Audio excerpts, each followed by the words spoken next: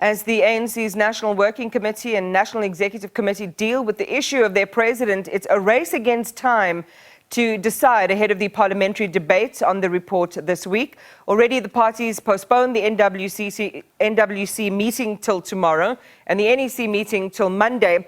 It's up to them to decide whether to proceed with an impeachment process or not. This is Parliament we're talking about, and to create an impeachment committee if they decide to go ahead, and then have the power to recommend whether the president should be removed from office or not. ANC veteran Omry Makgoale joins us now. Mr. Makgoale, good evening to you and thank you for joining us. We heard from our reporter earlier that the delay is about the logistics, about the risks of having a virtual meeting versus being in the person. But as you see the way this NEC meeting is played out, what are you thinking? I think it's one of the most difficult NEC meeting in recent years because they have to decide actually the fate of ANC in Parliament and the fate of ANC in 2024 and look at the risks today of what has happened to President Ramaphosa. So it's a very difficult meeting in all respects, I believe. As you reflect a little deeper on the developments, we heard about mixed messages and confusion. What moments in recent history come to mind for you as you think about the ANC beyond this particular moment? I think probably in modern day history, in ANC since 1994, this is probably the worst crisis because we don't have anybody that maybe could, go into, fit into President Ramaphosa's shoes immediately and still maintain the ANC in government and ANC in power in 2024. So the risks are very hard since 1994. I can only think of, since 1994, this is the worst. This is the worst we've come to, and with no alternative. Except to try and see what we can do out of a very terrible situation. What you're saying is he's the best chance the ANC has? Yes, I think at the moment he's the best we have, despite all his weaknesses, despite this Pala story and all his other weaknesses, he's the best we have in that top leadership of the NEC. And if he has to go maybe today or tomorrow, the ANC in 2024 is likely to collapse in terms of elections in South Africa.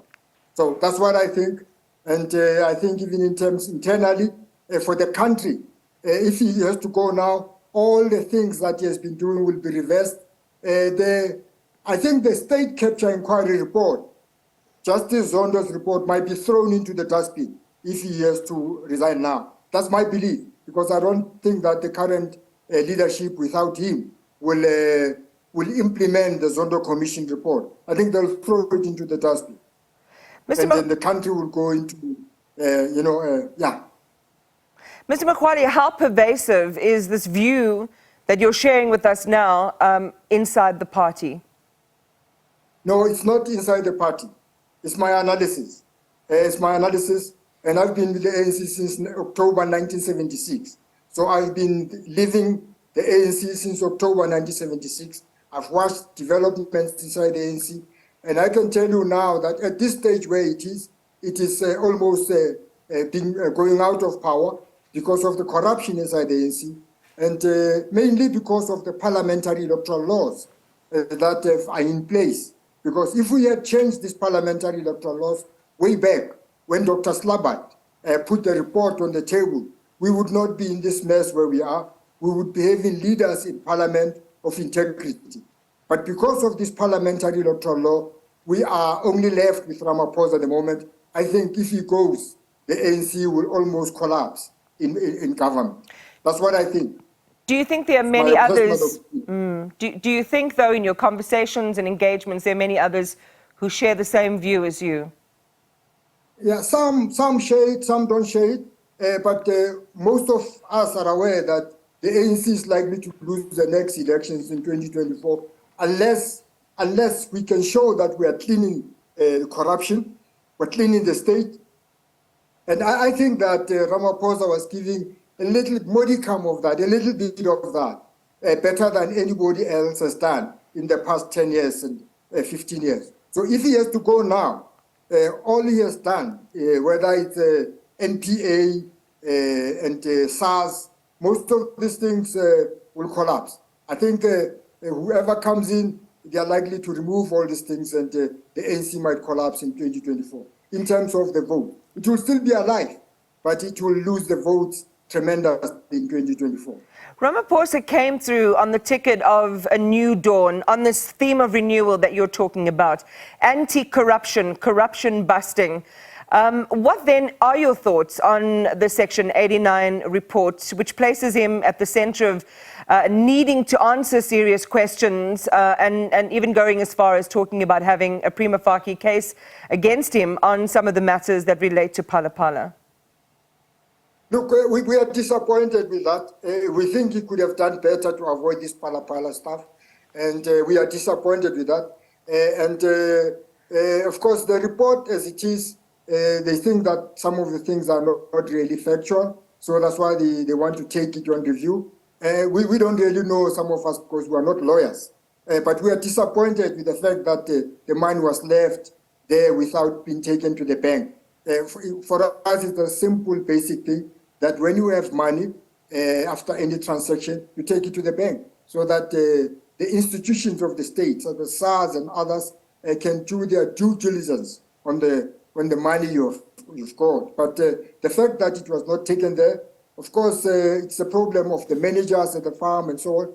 We don't really know the exact truth about the managers of the farm, whether they did this deliberately or it was a mistake. We really don't know. But all in all, it's a disappointment that the money was found in the sofas or in the mattresses somewhere in the farm.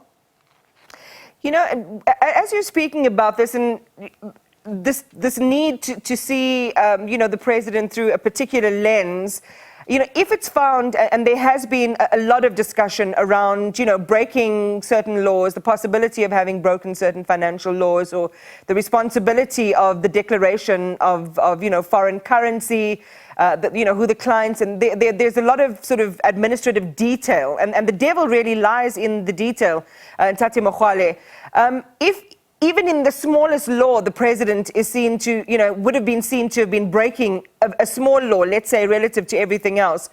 Would that be enough to say, that everything that he should, step out of the way and resign, even if it's seen to be against everything else, something small, in your view?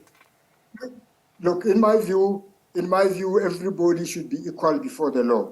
And if you break the law, and everybody who breaks the law, they must step aside. That's my view, and I stand by that throughout my 40 years as a member of the ANC, that we're all equal before the law, and we should all have equal rights inside the ANC and outside the ANC. So I believe if he has done something wrong, he should step aside. But as I say, for us, it's disappointing. We expected more from him, that he will save the country, rescue the country from, the plunder. But if he goes out now, and he resigns, I can assure you that the country is going to be looted maybe worse than it was. As you see, Eskom is bankrupt, Transnet is bankrupt, Prasa is bankrupt, everything is bankrupt. It has been looted by ANC leaders in the past, and when he leaves, the looting is likely to continue because the people who want to take over are the same people who have been looting in the past. So the state is going to be looted to the gutters. And I think that the state will collapse in one or another, and we were facing serious crisis. So I am disappointed with what Ramaphosa has done, but I also appreciate that if he goes now, the worst is to come for the country. ANC veteran Omry Makgoale, thank you very much for talking to us tonight. We appreciate your time, just sharing his views and thoughts there on the ongoing matter relating to Phala and the future of the president.